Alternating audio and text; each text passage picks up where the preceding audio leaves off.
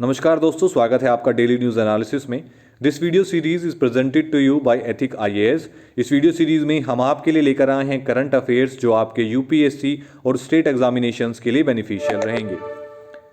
आज है 7 अक्टूबर 2022 और आज हम करने वाले हैं 3 न्यूज़ का एनालिसिस। कल आपने पढ़ा होगा ओपेक कंट्रीज़ के बारे में और किस तरीके से वो एज अ कार्टेल जो प्राइस है और जो सप्लाई है उसे इंजीनियर कर रहे हैं। तो यूनाइटेड नेशन एक बिल लेकर आ रहा है जिसका नाम है no oil producing exporting cartels bill.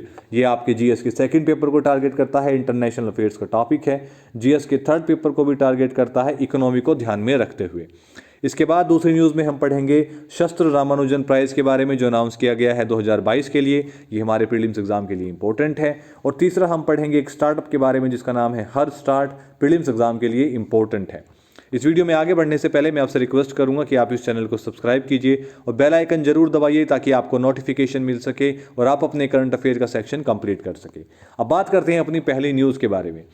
तो जैसे ओपेक कंट्रीज़ के बारे में आपने लास्ट वीडियो में पढ़ा होगा कि किस तरीके से उन्हें एक कार्टेल कहा जाता है और उन्हें कहा जा रहा है कि जिस तरीके से वो सप्लाई कम कर रही हैं। बेसिकली ओपेक प्लस कंट्रीज़ का ये फैसला है जिसके अंदर रशिया इंक्लूडेड है कि ये जितनी भी सप्लाई है यूरोपियन यूनियन या जितने भी देश हैं उसके लिए प्रोडक्शन को घटा रहे हैं, जिसकी वजह से जो प्राइसेस हैं वो पहले ही काफ़ी ज़्यादा बढ़ चुके हैं क्योंकि रशिया के जो वार चल रहा है यूक्रेन के साथ और रशिया जो है वो एक मेजर एक्सपोर्टर है ऑयल का, तो वहाँ पर पहले ही प्राइसेस बढ़े हुए हैं। अब जो ओपेक कंट्रीज़ हैं वो भी अपना जो प्रोडक्शन है कम करता जा रहा है, तो ऐसे में जो प्राइसेस हैं वो आसमान को छुएंगे। तो यूनाइटेड स्टेट्स का कहना है कि देखिए अब हमें इन ओपेक कंट्रीज़ पर जो है लगाम लगाने की ज़रूरत है और इन्हें जो है थोड़ा सा हमें जो है रूल्स और रेगुलेशंस के अंडर लाने की ज़रूरत है। अब आप भी ये सोच रहे होंगे क्योंकि ये अलग कंट्रीज़ है, सऊदी अरेबिया हो गया, जितनी भी ओपेक कंट्रीज़ हैं, एक कंट्री इन कंट्रीज़ को किसी भी तरह रेगुलेशन के अंदर कैसे ला सकती है। तो देखिए यूनाइटेड नेशंस के अंदर एक बिल पास किया गया था मई 2005 में, 5 मई को, जिसका नाम है no oil producing and exporting cartels bill. और ये पास किया गया था सेनेट कमेटी में 17-4 की वोटिंग के साथ। इसके अंदर ये इंटेंड किया गया है कि जो यूनाइटेड स्टेट्स हैं वो कंज्यूमर्स और बिजनेसेस की जो प्रोटेक्शन है, उनके राइट्स के प्रोटेक्शन को, उनके राइट्स को बेसिकली प्रोटेक्ट करने के लिए, क्योंकि ये जो ऑयल के प्राइसेस हैं इन्हें बेसिकली इंजीनियर किया जा रहा है इन ओपेक कंट्रीज़ के लिए। तो ये एक एंटी ट्रस्ट लॉसूट है जो एमर्ज किया गया है इन हाई फ्यूल प्राइसेस को टैकल करने के लिए। अब देखिए ऐसे में इस बिल का क्या इफेक्ट होगा, उससे पहले हम जान लेते हैं ओपेक प्लस कंट्रीज़ के बारे में। ये मैंने आपको लास्ट वीडियोस में भी बताया है कि जो ओपेक प्लस है इसका मतलब है organization of the petroleum exporting countries और एलाइड कंट्रीज़, जिसके अंदर रशिया भी इंक्लूडेड है। जो एलाइड कंट्रीज़ हैं उन्हें ओपेक प्लस कहा जाता है। ओपेक कंट्रीज़ वो हैं जो फाउंडिंग मेंबर्स हैं ओपेक की, और ये जो एलाइड कंट्रीज़ हैं जिन्हें ओपेक प्लस कहा जाता है, इन्होंने ये फैसला लिया है कि ये जो प्रोडक्शन है उसे कम करेगी, जिसकी वजह से जो मार्केट है उसकी सिचुएशन बहुत ज़्यादा टाइट है और प्राइसेस बहुत ज़्यादा हाई हैं। अब इस डिसीजन के बाद यूएसए का कहना है कि हम कंसल्ट करेंगे कांग्रेस के साथ और हम देखेंगे कि किस तरीके से कोई एडिशनल टूल्स लाए जा सकते हैं या अथॉरिटीज़ से बात करेंगे कि किस तरीके से इस पर लगाम लगाई जा सकती है ताकि इस ग्रुप को कंट्रोल किया जा सके। जो एनर्जी प्राइसेस के अंदर ये फ्लक्चुएशंस लेके आ रहे हैं उसको भी कंट्रोल किया जा सके। अब इसके रेफरेंस में एक पॉसिबल सपोर्ट दिया गया है एन ओपेक को। इस मैप के थ्रू आप देख सकते हैं ओपेक कंट्रीज़ के बारे में। ये सभी ओपेक कंट्रीज़ हैं जो पेट्रोलियम एक्सपोर्टिंग कंट्रीज़ हैं। अब बात कर लेते हैं ये एन ओपेक बिल बेसिकली है क्या, इसका क्या इफेक्ट हो सकता है और किस तरीके से यूएसए किसी भी कंट्री पर सैंक्शन लगा सकता है या ओपेक कंट्रीज़ को कैसे कंट्रोल कर सकता है, इस कार्टेल को कैसे कंट्रोल कर सकता है। देखिए ये एक by partition an opaque bill है। बाई पार्टीशन का मतलब यह है कि ये बेसिकली सपोर्टेड रहता है 2 पार्टीज के थ्रू। अब इसके अंदर एक एंटी ट्रस्ट लॉ बनाया गया है जो इन कंट्रीज़ की, ओपेक प्लस कंट्रीज़ की जो सोवेन इम्यूनिटी है, जो इन्हें एक प्रोटेक्शन प्रोवाइड करवाती है एज आ मेंबर्स, उसे ख़त्म कर देगा। और जो नेशनल ऑयल कंपनीज़ हैं उन पर भी लॉ सूट फिर किया जा सकेगा। अब अगर ये बिल लॉ में तब्दील होता है तो यूनाइटेड स्टेट्स के जो अटॉर्नी जनरल हैं उनके पास ये पावर होगी कि वो जो ऑयल कार्टेल हैं या इसके मेंबर्स हैं जैसे कि सऊदी अरेबिया हो गया, उनके ऊपर उन पर केस किया जा सकता है फेडरल कोर्ट के अंदर अमेरिका में। अब आप खुद सोच रहे होंगे कि सऊदी अरेबिया के ऊपर अगर आप अमेरिका के फेडरल कोर्ट में केस कर देते हैं तो फेडरल कोर्ट अगर कोई फैसला सुनाता भी है तो वो उसे किस तरीके से इम्प्लीमेंट करवाएगा सऊदी अरेबिया पे, तो उसके बारे में हम जानेंगे। देखिए ये अभी अनक्लियर है, ऐसा कैसे हो सकता है। आपने पहले भी देखा होगा कि जो फेडरल कोर्ट है यूनाइटेड स्टेट्स ऑफ अमेरिका का, ये लोग सोचते हैं कि ये पूरी दुनिया पर इनका ये कानून झाड़ सकते हैं और लोगों को बता सकते हैं आप ये मत कीजिए, ये कीजिए, ये कीजिए, लेकिन कंट्रीज़ अपने हिसाब से चलती हैं। तो अभी ये क्लियर नहीं है कि किस तरीके से ये जो है एनफोर्स करेंगे किसी भी काम को जो जुडिशियल डिसीजन से लिया जाएगा, या फिर कोई जुडिशियल एंटी ट्रस्ट डिसीजन अगर लिया जाता है फॉरेन रिलेशन के लिए इनके अगेंस्ट में लिया जाता है तो उसको कैसे एग्जैक्टली ये फेडरल कोर्ट एनफोर्स करेगा, इसके बारे में कोई स्पष्ट जानकारी नहीं है।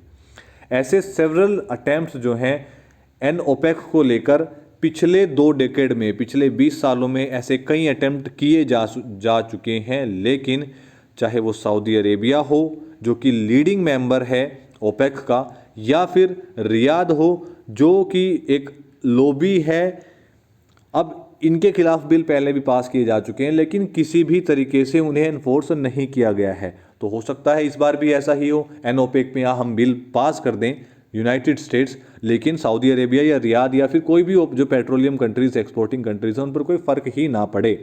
लेकिन इस बार कहा जा रहा है कि सिचुएशन थोड़ी अलग है। सिचुएशन अलग कैसे है? देखिए क्या चेंज हुआ है। पिछली बार जब एन ओपेक बिल आया था तो उसका फेल होने का कारण ये था कि उसको एक सबसे बड़ा रेजिस्टेंस जो मिला था वो ऑयल इंडस्ट्री ग्रुप से मिला था, जिसके अंदर खुद यूनाइटेड स्टेट्स की जो ऑयल लॉबी थी उन्होंने इस बिल का अपोज किया था। इसी के साथ साथ जो वहाँ की अमेरिकन पेट्रोलियम इंस्टीट्यूट था उन्होंने भी इस बिल का विरोध किया था। तो उस समय इसका फेल होने का कारण ये भी एक बहुत बड़ा फेल होने का कारण था। इसी के साथ साथ सऊदी अरेबिया ने यूएस के द्वारा सैंक्शन लगाने के बावजूद ऑयल के प्रोडक्शन को कम करने से मना कर दिया था। यहाँ तक कि अगर हम बात करें ओपेक प्लस की कंट्रीज़ की तो ये बेसिकली मान गए थे कि हम कोविड-19 को ध्यान में रखते हुए जो प्रोडक्शन है उसको कुछ कम कर सकते हैं। अब अगर हम बात करें जो यूएस की ऑयल इंडस्ट्री है उन्होंने इसका जो अपोज किया था, क्या वो इस बार भी अपोज करेंगी? देखिए कुछ लेजिस्लेशन इसके अंदर ऐसे हैं जो अनहेल्पफुल हैं। इनका कहना है कि जो मार्केट कंडीशंस हैं, चाहे वो मार्केट कंडीशंस आप पुराने समय की भी देख सकते हैं, आप जो समय अभी चल रहा है वो मार्केट कंडीशन देख सकते हैं, या आप फ्यूचर मार्केट कंडीशन भी अगर प्रेडिक्ट करते हैं तो ये लेजिस्लेशन उसके लिए हेल्पफुल नहीं है। इसी के साथ साथ इनका ये भी कहना है कि जो एन ओपेक लेजिस्लेशन है ये ऐसा हो सकता है कि जो ओपेक कंट्रीज़ हैं अगर आप ये एन ओपेक लेजिस्लेशन को पास करते हैं तो इसके बदले में ओपेक कंट्रीज़ ऐसा ना करें कि प्रोडक्शन घटाने की बजाय प्रोडक्शन को और भी ज़्यादा बढ़ा दें, जिसकी वजह से जो यूएस के अंदर एनर्जी कंपनीज़ हैं उनके पास सरवाइव करना ही मुश्किल हो जाए। उनकी जो डिफ़िकल्टी है वो आउटपुट को बूस्ट करने में वो भी और भी बहुत ज़्यादा बढ़ जाए। अब ऐसे में हो सकता है अगर मान लीजिए इन्होंने ओवर प्रोडक्शन कर दिया तो सऊदी अरेबिया और जो ओपेक कंट्रीज़ हैं ये इनके पास वर्ल्ड का चीपेस्ट और ईजिएस्ट रिजर्व है प्रोडक्शन बढ़ाने का। तो अगर ये प्रोडक्शन बढ़ा देते हैं इन पर कोई बहुत ज़्यादा इफेक्ट नहीं पड़ेगा, लेकिन ये यूएस की इकोनॉमी को हिलाने का दम रखते हैं। अब देखिए एक पोटेंशियल ब्लोबैक का भी खतरा है। कुछ एक्सपर्ट्स का मानना है कि मान लीजिए अगर एन ओपेक के थ्रू कोई भी सैंक्शंस लगा दिए जाते हैं तो उससे अनइंटेंडेड ब्लोबैक हो सकता है, मतलब एडवर्स रिजल्ट हो सकते हैं। आप कोशिश करेंगे कि प्राइसेस को स्टेबलाइज करने की, लेकिन हो सकता है कि जो ये कंट्रीज़ हैं ये भी अमेरिका के ऊपर सिमिलर ही एक्शन ले लें। अगर ये सिमिलर एक्शन लेती हैं और ये अगर अपने खुद के एग्रीकल्चर आउटपुट जो हैं उनकी सब मान लीजिए उनकी एक्सपोर्ट बिल्कुल बंद कर देते हैं, ये कहते हुए कि ये अपने जो डोमेस्टिक फार्मिंग है उसको सपोर्ट करने के लिए ऐसा कर रहे हैं, तो ये यूनाइटेड स्टेट्स के लिए काफ़ी ज़्यादा गलत होगा और उनकी इकोनॉमी के लिए अच्छा नहीं होगा। अब ये जो ओपेक नेशंस है ये भी स्ट्राइक बैक कर सकते हैं अलग अलग तरीक़ों से। तो ये अभी निश्चित नहीं है कि किस तरीके से ओपेक का जो फेड, ये जो यूनाइटेड स्टेट्स का एन ओपेक बिल है, ये किस तरीके से इन प्राइसेस को स्टेबलाइज कर सकता है या कंट्रोल कर सकता है, या किस तरीके से सऊदी अरेबिया को ओवर प्रोडक्शन ना करने के लिए मना सकता है, प्रोडक्शन को बढ़ाने के लिए कह सकता है। और इन सभी चीज़ों को ध्यान में रखते हुए एक हार्मनी का एनवायरनमेंट भी बनाया जा सकता है ताकि ये फ्लक्चुएशंस आगे फ्यूचर में भी ना हो। तो ये अभी हमें देखने को आगे मिलेगा। अब बात करते हैं दूसरी न्यूज़ के बारे में। तो देखिए, शस्त्र रामानुजन प्राइज 2022 के लिए अनाउंस किया जा चुका है और ये दिया गया है युंगिन टेंग को, जो एक चाइनीज़ असिस्टेंट प्रोफेसर हैं जो अभी काम कर रहे हैं university of California Berkeley, United states of America के अंदर। अगर इनके बारे में हम बात करें, देखिए इन्होंने एक रिमार्केबल कॉम्बिनेशन बनाया है जो बहुत सोफिस्टिकेटेड टेक्निक्स से बना हुआ है। इसके अंदर अरिथमेटिक और ज्योमेट्री का यूज़ किया गया है of modular curves end of शिमुरा varieties, जो कि एक सेंट्रल रोल प्ले करता है इनकी इन टेक्निक्स के अंदर। इनका जो रिजल्ट है या जिनके जो मेथड्स हैं, ये बेसिकली एक मेजर इम्पैक्ट डाल सकते हैं फ्यूचर रिसर्च पर इस पर्टिकुलर एरिया के अंदर। अगर हम बात करें युंकिन टेंग की, तो ये बोर्न हुए थे चाइना में। इन्होंने अपनी बीएससी की थी पेकिंग यूनिवर्सिटी से, उसके बाद इन्होंने अपनी पढ़ाई की है हार्वर्ड यूनिवर्सिटी से, और फिर वहीं से इन्होंने अपनी पीएचडी की है जो इनकी कंप्लीट हुई है 2016 में। अब हम बात करें शस्त्र रामानुजन प्राइज़ की, तो ये जो अवार्ड है ये इंस्टीट्यूट किया जाता है Shanmuga arts science technology and research academy के द्वारा, जिसे शस्त्र कहा जाता है। ये शुरू किया गया था 2022 में और इसका जो कैश प्राइज़ है वो रखा गया है $10,000 का। ये प्रेजेंट किया जाता है साल में सिर्फ एक बार, और ये बेसिकली दिया जाता है उन सभी इंडिविजुअल्स को जिनकी एज 32 साल है या 32 से कम है और उनका एक आउटस्टैंडिंग कंट्रीब्यूशन है मैथमेटिक्स के फील्ड में। क्योंकि और ये बेसिकली रिप्रेजेंट करने के लिए जो कि इन्फ्लुएंस्ड है, ये जो बेसिकली प्राइज़ है ये इन्फ्लुएंस्ड है श्रीनिवासा रामानुजन से। रामानुजन के बारे में अगर आप भारतीय हैं तो जानकारी जरूर रखते होंगे कि वो कौन है। थोड़ी सी जानकारी मैं आपको दे देता हूं। देखिए, रामानुजन, इनका जन्म हुआ था 22 दिसंबर 1887 में इरोड में। इरोड जो कि चेन्नई से 400 किलोमीटर की दूरी पर है। चेन्नई जिसे उस समय मद्रास कहा जाता था। रामानुजन जो है, इन्होंने एक सब्सटेंशियल कॉन्ट्रीब्यूशन दिया है, मतलब इनका बहुत बड़ा कॉन्ट्रीब्यूशन रहा है analytical theory of numbers and worked on elliptic functions के लिए। इन्होंने काम किया है होल नंबर के पार्टीशंस पर और हाइपोज्योमेट्रिक सीरीज पर, इसी के साथ साथ यूलर्स के कांस्टेंट पर। अब क्योंकि इनका जो जन्मदिन है वो 22 दिसंबर को मनाया जाता है, तो भारत के अंदर इनके जन्मदिन को या इन्हें ऑनर करने के लिए नेशनल मैथमेटिक्स डे मनाया जाता है 22 दिसंबर को इन दी मेमोरी ऑफ रामानुजन। तो आज के लिए सिर्फ इतना ही इस न्यूज़ में। अब हम बात करते हैं अपनी तीसरी न्यूज़ के बारे में। देखिए, एक बहुत ही पॉजिटिव इनिशिएटिव लिया गया है गुजरात यूनिवर्सिटी के द्वारा। इन्होंने एक स्टार्टअप प्लेटफॉर्म बनाया है जिसका नाम है हर स्टार्ट। ये प्लेटफॉर्म जो है ये सिर्फ और सिर्फ वुमेन एंटरप्रेन्योर्स के लिए बनाया गया है।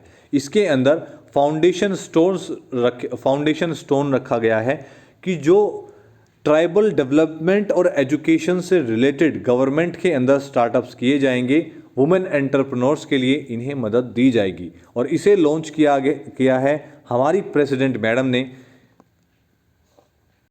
और इसके अंदर कई सारे प्रोजेक्ट्स गवर्नमेंट ऑफ गुजरात से रिलेटेड भी हैं, चाहे वो एजुकेशन से रिलेटेड हो या फिर ट्राइबल डेवलपमेंट से रिलेटेड हो। ये जो पूरा प्लेटफॉर्म है ये बेसिकली डेडिकेटेड है वुमेन एंटरप्रेन्योर्स के लिए, ताकि इनोवेशन को बूस्ट किया जा सके और जो वुमेन एंटरप्रेन्योर्स हैं उनके स्टार्टअप के जो एफर्ट्स हैं उनको बढ़ाया जा सके और उन्हें भी एक स्पेस दिया जा सके इस कल्चर में आने के लिए स्टार्टअप इकोसिस्टम के अंदर। ये जो प्लेटफॉर्म है ये बेसिकली जो वुमेन एंटरप्रेन्योर्स हैं उन्हें कनेक्ट करवाता है वेरियस गवर्नमेंट और प्राइवेट एंटरप्राइजेस से, ताकि वो अपने स्टार्टअप्स में और भी ज़्यादा बेहतर तरीके से परफॉर्म कर सकें और इनोवेटिव वेज ला सकें अपने स्टार्टअप्स को एक सक्सेस बनाने के लिए और लोगों की मदद करने के लिए। आज के लिए सिर्फ इतना ही। वीडियो आपको कैसी लगी इसके बारे में कमेंट डाउन जरूर कीजिए। वीडियो को लाइक कीजिए, शेयर कीजिए और चैनल को सब्सक्राइब कीजिए। बेल आइकन दबाना मत भूलिएगा ताकि आपको नोटिफिकेशन मिल सके। धन्यवाद।